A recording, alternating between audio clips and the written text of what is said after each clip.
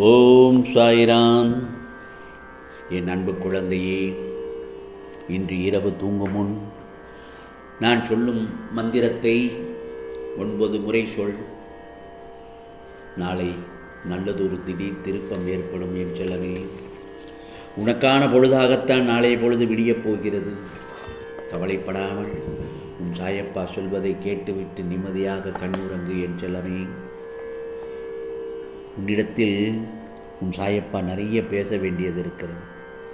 நிறைய விஷயங்கள் உன்னிடத்தில் நான் சொல்ல வேண்டும். நான் சொல்வதை செவி கொடுத்து கூர்ந்து கவனமாக கேள். எவ்வளவு துன்பம் வந்தாலும் அதை சமாளித்து தைரியமாக இருக்கிறாய் என்பதை நினைத்து உன் சாயப்பா மிகவும் மகிழ்ச்சி அடைகிறேன், பெருமிதம் அடைகிறேன். எவ்வளவு பொறுப்பாகவும் தெளிவாகவும் முடிவெடுக்கும் நீ ஏன் உன் பிரச்சனைகளை கையாளும் போது மட்டும் உன் நிம்மதியை கெடுத்துக் கொள்கிறாய்? மற்றவர்களிடத்தில் பிரச்சனை என்று சொன்னபோது அவர்களுக்கு நீ பக்குவமாக பல விதங்களில் எடுத்து உரைக்கிறாய். இந்த பிரச்சனைகளை இப்படி சமாளிக்கலாம், இப்படி கையாளலாம் என்று. ஆனால் உனக்கென்று ஒரு சில பிரச்சனைகள் வரும்பொழுது தடுமாற்றம் அடைகிறாயே. இப்பொழுதுதான் உன்னை சொன்னேன் பக்குவம் அடைந்து விட்டாய் என்று.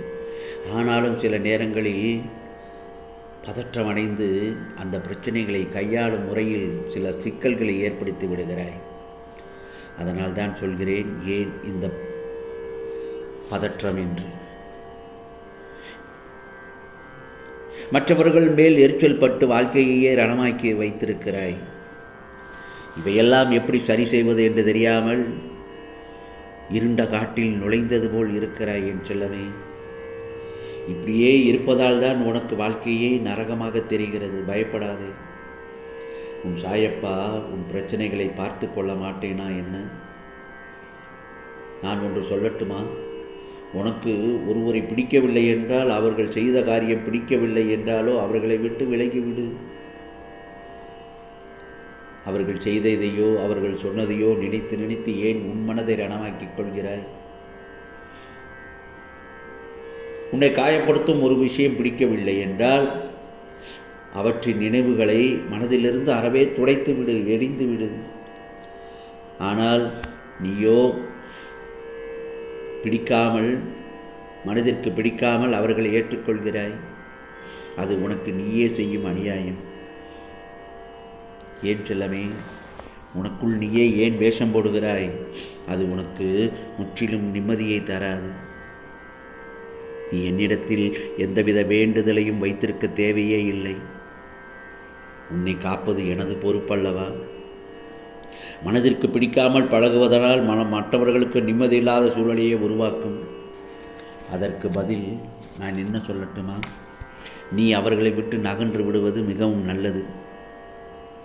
அப்படி இருக்கும்போது நீ தேடிச் சென்ற காலம் விலகி அனைத்தும் உன்னை தேடி உன் வருகைக்காக காத்திருக்கும் நேரம் வந்துவிடும். நிச்சயமாக உன் வாழ்க்கை வண்ணமயமாக மாறப்போகிறது என் செல்லமே. நிம்மதியாக கண் உறங்கு. ஏன், உன் துன்பத்தின் கடைசி நாளேதான் இன்று. இழந்ததை எண்ணி வருந்தாதே. நீ இதுவரை எதிர்பார்த்து இருந்த உன் மனதுக்கு பிடித்த ஒன்று உன் சாயப்பா உன் இல்லம் தேடி அனுப்பி வைக்கிறேன். நீ நினைத்த அந்த மகிழ்ச்சியான வாழ்க்கை கிடைக்கப் போகிறது. நிராகரிக்காமல் மட்டும் பெற்றுக்கொள் என் செல்லமே. பிறகு பார், நாளைய பொழுது உனக்கு நிச்சயமாக என்னுடைய அற்புதத்தை நீ உணர்வாய். உன்னிடம் இருக்கும் கடன் பிரச்சனைகள் எல்லாம் தீரும், செல்வங்கள் சேரும். வெகு விரைவில் உன் இல்லத்தில் தரிசனம் தருவேன் என்பது உன் சாயப்பாவின் சத்திய வாக்கு என் செல்லமே. உனக்காக நான் துவாரகமாயில் காத்து கொண்டிருப்பேன். கவலைப்படாதே. நீ என்னை தேடி எங்கும் அலைய தேவையே இல்லை. சாய்ராம் சாய்ரே என்று என்னை மனதார நினைத்தாலே போதும். அந்த தருணத்தில் உனக்கு முன் நான் காட்சி அளிப்பேன், எந்த ரூபத்திலாவது வந்து. உன் கர்ம பலன்கள் அனைத்தும் உன்னை விட்டு வெகு தூரம் சென்று விட்டது. சந்தோஷம்தானே? நீ நல்லவராகவும் இருக்கிறாய். அதனால்தான் பலர் உன்னை ஏமாற்றுகிறார்கள். ஒருவர் உனக்கு துரோகம் செய்தால் அவருக்கு நீயும் துரோகம் செய்ய வேண்டும் என்று மட்டும் மனதளவில் கூட நினைக்காதே. உனக்கு துரோகம் செய்தவர்களுக்கு நீ கொடுக்கும் பெரிய தண்டனை என்ன தெரியுமா? அவர்கள் கண்முன்னே இன்னும் நீ பெரியவனாக வாழ்ந்து காட்டுவது.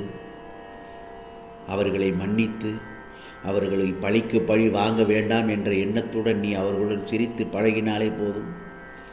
அவர்கள் கூனி குறுகி போவார்கள். இவனையா நாம் திட்டினோம், இவனையா நாம் பகை தீர்த்தோம் என்று. நிச்சயமாக உனக்குள்ளே அந்த தன்னம்பிக்கை, வைராக்கியம் வர வேண்டும். அதை நிச்சயமாக நீ வளர்த்து கொள்ள வேண்டும். நான் ஒன்று சொல்லட்டுமா? ஒரு விஷயம் உனக்கு எதிராக நடந்தால் அதை நினைத்து இடிந்து போகாதே. உன்னை மற்றவர்கள் ஏமாற்றுவதற்கு ஒரே காரணம், அவர்களிடம் நீ பலம் என்ன பலகீனம் என்ன என்பதை எப்போதும் கூறிவிடாதே. அதுதான் உன் பலவீனம். ஏனென்றால் எல்லோரும் உன்னைப் போல நல்லவர்களாக இருக்க மாட்டார்கள். அதுதான் நீ செய்யும் மிகப்பெரிய தவறு. என் செல்லமே, உனக்கு துரோகம் செய்தவர்களுக்கு முன்னால் நன்றாக வாழ்ந்து காட்டு. அதுவே அவர்கள் உன் காலில் விழுந்து மன்னிப்பு கேட்பதற்கு சமமாகும். அதே போலத்தான் பல முறை உன்னிடத்தில் சொல்லியிருக்கிறேன். என்ன தெரியுமா? எல்லோரையும் எடுத்தவுடன் முழு நம்பிக்கை வைத்து விடாது, அதீத நம்பிக்கை வைக்காதே. அப்படி நம்பினால் உன் வாழ்க்கை உனக்கு பெரிய கேள்விக்குறியாகிவிடும். உன் மனதுக்கு நீ நல்லவனாக வாழ மட்டும் பழகிக்கொள். அதுவே உன்னை பெரியவனாக்கிவிடும். நான் எப்போதும் உன்னுடன் இருப்பதற்காகவும் நீ இருக்கும் திசையை நோக்கி வந்துவிட்டேன். நான் என்றும் உன்னுடனேயே இருப்பேன் என் செல்லமே. இதோ உன் பாரத்தை நான் முழுவதுமாக சுமந்து கொண்டிருக்கின்றேன். உனக்கு எப்போதும் என்ன செய்ய வேண்டும் என்பதையும், எதை எந்த நேரத்தில் செய்ய வேண்டும் என்றும் யோசித்து உனக்கு தவறாமல் கொடுத்து கொண்டிருக்கிறேன் உன் சாயப்பா. நான் சொல்ல அனைத்தையும் எனது அறிவுரைகளின்படி என் பிள்ளையாக நான் சொன்னதை கேட்டு உன்னை மாற்றிக்கொள்.